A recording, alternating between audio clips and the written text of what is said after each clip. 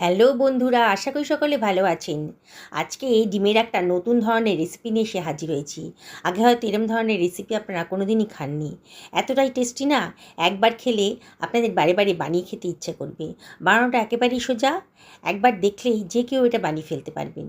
চলুন তাহলে কথা না বাড়িয়ে বানিয়ে ফেলি। আমি এখানে দুখানা মাঝারি সাইজের পেঁয়াজ নিয়েছি। পেঁয়াজের খোসাটা কেটে বাদ দিয়ে দিয়েছি, আর একটা গ্রেটারের সাহায্যে পেঁয়াজ দুটোকে আমি গ্রেট করে নিচ্ছি। গ্রেটারের যে বড় মুখটা আছে সেটা দিয়ে আমি এটাকে গ্রেট করে নিচ্ছি। ভীষণই সোজা, আর 10 মিনিটের মধ্যে কিন্তু এই রেসিপিটা আপনারা বানিয়ে ফেলতে পারবেন।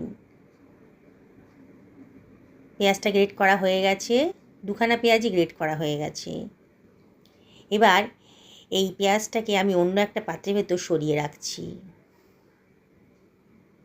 আমি দুখানা মাঝারি সাইজের টমেটো নিয়ে নিয়েছি। আগে থেকে ধুয়ে পরিষ্কার করে নিয়েছিলাম। টমেটোর বোটার দিকের অংশটা কেটে বাদ দিয়ে দেবো।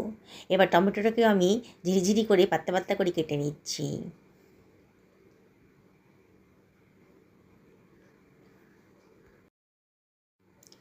কাটা হয়ে গেছে, সরিয়ে রাখলাম একটা পাত্রের উপরে। আমি আরও দুখানা মাঝারি সাইজের টমেটো নিয়ে নিয়েছি। আবারও বোটার দিকের অংশটা কেটে বাদ দিয়ে দেবো। এই টমেটো দুটোকে আমি একটু বড় বড় সাইজের করে কাটছি। আমি কেন দুরকম করে টমেটো কাটলাম সেটা আপনারা শেষ পর্যন্ত দেখলে পরে বুঝতে পারবেন। কাটা হয়ে গেছে, এই টমেটো দুটোকেও আমি সরিয়ে রাখছি। দুখানা ছোটো সাইজের ক্যাপসিকাম নিয়ে নিয়েছি। ক্যাপসিকামের বোটার দিকের অংশটা কেটে বাদ দিয়ে দেব। এবার ক্যাপসিকামটাকেও আমি কেটে নিচ্ছি, একটু বড় বড় সাইজের করে কাটবো। দেখুন, একটু স্কোয়ার শেপে একটু বড় বড় সাইজের করে কেটে নিলাম। কাটা হয়ে গেছে, সরিয়ে রাখলাম। আমি একটা ননস্টিকের ফ্রাই প্যান গরম করতে দিয়ে দিয়েছি। এবার এর ভেতরে দিয়ে দিলাম 1 টেবিল চামচ সর্ষের তেল। তেলটা গরম হয়ে গেছে যখন, তখন ক্যাপসিকামটা দিয়ে দিলাম। ক্যাপসিকামটা একটু শক্ত বলে আগে দিলাম। আর 1/2 টেবিল চামচ লবণও দিয়ে দিলাম। একটু হাই ফ্লেমে একটু নাড়াচাড়া করে নিচ্ছি। খুব বেশি ফ্রাই করব না, ক্যাপসিকামটাকে একটু নরম করে নেব। দেখুন, 30 সেকেন্ড মতো হাই ফ্লেমে এটাকে রান্না করার পর দিয়ে দিচ্ছি বড় করে কেটে রাখা টমেটোটা। দিয়ে আবারও সব কিছু খুব ভালো করে ফ্রাই করে নিচ্ছি। অনবরত কিন্তু নাড়াচাড়া করতে হবে, আর গ্যাসের ফ্লেমটা এই সময় হাইতেই রেখেছি। দেখুন, টমেটো আর ক্যাপসিকামের কালারটা কিন্তু চেঞ্জ হয়ে গেছে, একটু নরমও হয়ে গেছে। এবার এটাকে সরিয়ে আমি অন্য একটা পাত্রের ভেতর রেখে দেব।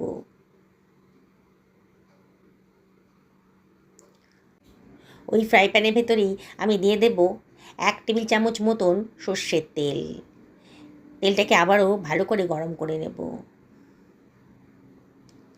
এবার এর ভেতর দিয়ে দিচ্ছি গোটা গরম মশলা, দারচিনি, লবঙ্গ আর ছোটো এলাচে মাথাটা ফাটিয়ে দিয়ে দিলাম। 1/2 টেবিল চামচ গোটা জিরেও দিয়ে দিলাম। দিয়ে মশলাগুলো একটু ফ্রাই করে নিয়েছি। সুন্দর একটা গন্ধ বেরোতে শুরু করেছে যখন, তখন গ্রেট করে রাখা পেঁয়াজ কুচিটা দিয়ে দিলাম। দিয়ে সব কিছু আবারও খুব ভালো করে মিশিয়ে নিচ্ছি।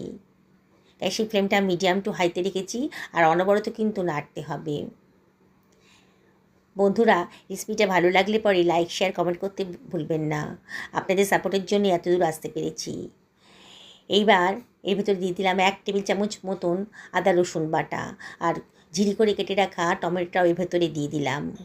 1/2 টেবিল চামচ মতন লবণ এর ভেতরে দিয়ে দিলাম। দিয়ে সব কিছু আবারও খুব ভালো করে মিশিয়ে নিচ্ছি। গ্যাসের ফ্লেমটা মিডিয়াম টু হাইতে রেখে অনবরত কিন্তু নাড়াচাড়া করতে হবে। মশলাটা খুব ভালো করে কষিয়ে নেব।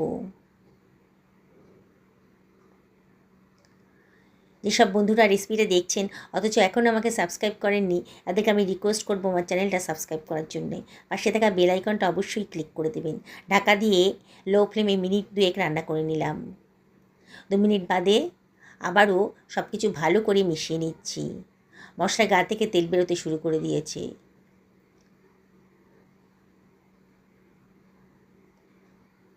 এবার এর ভিতরে আমি দিয়ে দিচ্ছি 1/4 টেবিল চামচ হলুদের গুঁড়ো, 1/2 টেবিল চামচ ধনের গুঁড়ো, 1/2 টেবিল চামচ জিরের গুঁড়ো, হাফ টেবিল চামচ লঙ্কার গুঁড়োও দিয়ে দিলাম। লঙ্কাটা অবশ্যই নিজেদের পছন্দ মতো দেবেন। আবারও সব কিছু খুব ভালো করে মিশিয়ে নিচ্ছি। অনবরত কিন্তু নাড়তে হবে। এবার এর ভেতরে আমি দিয়ে দিচ্ছি 1 টেবিল চামচ জল, নাহলে মশলাটা পুড়ে যেত। দিয়ে আবারও সব কিছু খুব ভালো করে মিশিয়ে নিচ্ছি। মশলাটা যত ভালো করে কষাবেন ততই কিন্তু রেসিপিটা টেস্টি হবে। মশলাটা খুব ভালো করে কষানো হয়ে গেছে। হাফ টেবিল চামচ চিনিও দিয়ে দিলাম। চিনিটা অপশনাল, তবে চিনিটা দিলে পরে খুব টেস্টি হয় রান্নাটা। পছন্দ না হলে বাদ দিয়ে দেবেন। মশলাটা খুব ভালো করে কষিয়ে নিচ্ছি।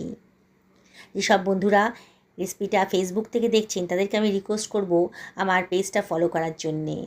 মশলাটা খুব ভালো করেই কষানো হয়ে গেছে। এবার এর ভেতর দিয়ে দিচ্ছি আমি 1 বাটি পরিমাণ গরম জল। গরম জল দিলে পরে রান্নার টেস্টটাও ঠিক থাকবে আর কন্টিনিউশনটাও ঠিক থাকবে। দেখুন সব কিছু আবারও ভালো করে মিশিয়ে নিচ্ছি। ঝোলটা ফুটতে শুরু করেছে যখন, তখন আমি একখানা কাঁচা ডিম এর ভেতরে দিয়ে দিচ্ছি। আমি আমার মেম্বার অনুযায়ী 4খানা ডিম এর ভেতরে দিয়ে দিচ্ছি। আপনারাও আপনাদের মেম্বার অনুযায়ী ডিমগুলো দেবেন। ফুটন্ত অবস্থাতেই দিতে হবে। গ্যাসের ফ্লেম কিন্তু এই সময় হাইতে রাখবেন। একেবারে নতুন ধরনের রেসিপি, বানানোটা একেবারেই সোজা। এবার আর একদম নাড়াচাড়া না করে ঢাকা দিয়ে মিনিট 3 এটাকে রান্না করে নেবেন। 3 মিনিট বাদে দেখুন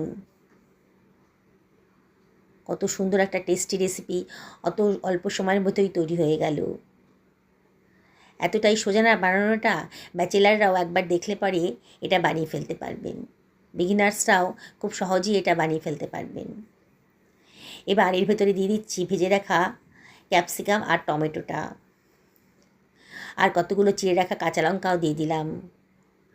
হাফ টেবিল চামচ মতো গরম মশলার গুঁড়োও দিয়ে দিলাম। একটুখানি কসুরি মেথিও এর ভেতরে দিয়ে দিচ্ছি। আবারও সব কিছু আলতো হাতে মিশিয়ে নেব।